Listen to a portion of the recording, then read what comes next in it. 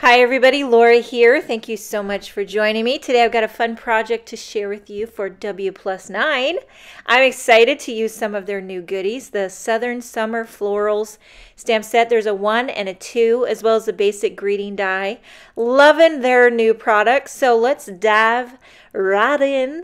I am not doing anything fancy schmancy, no highfalutin techniques or anything like that, just basic stamping, die cut it, slap it on a card base. But I'm using my Misty. You can see here that I stamp these images 2, sometimes even 3 times, and then I add the detail. I love these multi-step stamping images. Really makes you look like you know what you're doing. You know what I mean? Makes you look like a pro. And who doesn't love that? Am I right? And I really honestly think that WPlus9 has some of the most gorgeous floral images around. That Dawn, she knocks it out of the park every time, I'll tell you what. And, okay, moving on. Sorry, I get rambling. And now I'm stamping away here. And a lot of times when I stamp the base layer of a multi-step stamping image, I stamp the base layer in a lighter color, and then I'll stamp the detail in a darker color. You following me? But sometimes, like for example, that first big pink bloom, I didn't have the right shade to add that little detail, those little lines in each one of the petals. So I used the same color. So I used Mama Elephant ink, Tutti Frutti is the name of it, for the big pink bloom base. And then I used Tutti Frutti again for the detail. I just stamped it like 3 and 4 times. I just kept stamping until it got darker and darker until I was happy with it. So if you don't have a ton of ink colors to choose from, you can do this with one color. Oh yes, you can. You just keep on stamping it until you get it how you like it, honey. And I get emails all the time. People ask me, what inks do you recommend? I want to buy some inks. What brand? Who should I buy from? And I always tell people, you know what I think you should really do is really just buy the colors that you love, no matter what brand of ink or company you're buying from. You don't have to buy the full set.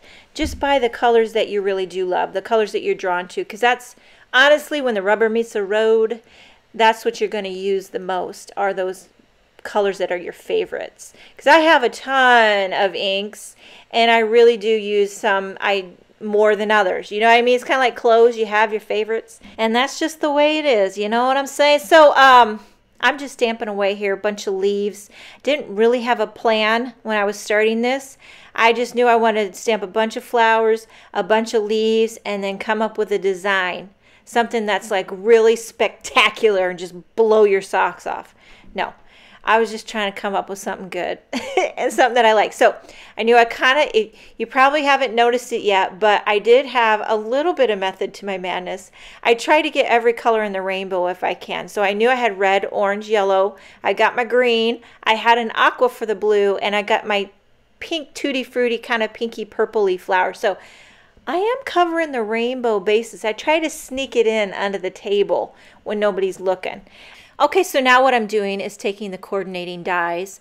I'm going to die cut each one of these little puppies out. There was a bunch, let me tell you. So I did most of this off camera because you get the idea. But I do enjoy die cutting all these little things. It just brings me joy.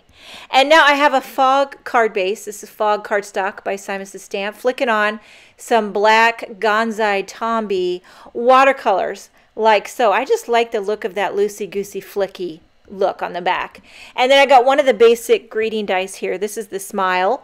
As you can see, I went ahead and die cut 6 of those. I'm stacking them up using my Tombow Mono adhesive. A lot of times I use this spray adhesive, but I was just feeling too lazy to dig it all out, so I just grabbed my Tombow Mono. You know, it's like whatever you got the energy to do, you know. And I'm going to go ahead and adhere that Smile right in the center of my card base. And then what I was thinking of making like a floral type of wreath to kind of frame my sentiment, if you will. So I've got the 2 biggest blooms here. I'm going to start with my base.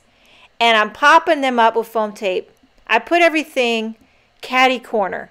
Do you guys use that word, catty corner? We use that down in these parts in Illinois. My mom used to always say catty corner. That house is catty corner. You know that car that's catty corner? So I say that all the time, but every once in a while I run into somebody who looks at me like, what are you talking about? They don't even know what catty corner means. I'm not even sure if I'm using it properly, to be honest. But to me, catty corner means opposite. I could be wrong on that. Anyway, I'm arranging these florals. Sometimes I wonder if all my work on card making with florals would qualify me to be a florist in real life. Do you think it transfers? I don't know, but I feel like I've done a lot of floral arranging in my day in card making. So, but every once in a while I try, if I get flowers from the store, I try to arrange them in a vase. It doesn't always turn out as good as my cards. But last but not least, we got to add the tittle.